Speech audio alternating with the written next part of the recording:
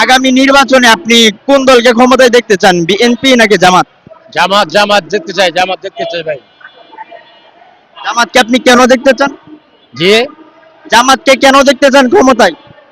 জামাতের দেশ সুন্দরভাবে পরিচালনা করব, ইসলাম রাষ্ট্র পরিচালনা করব, এইটাই আমরা চাই।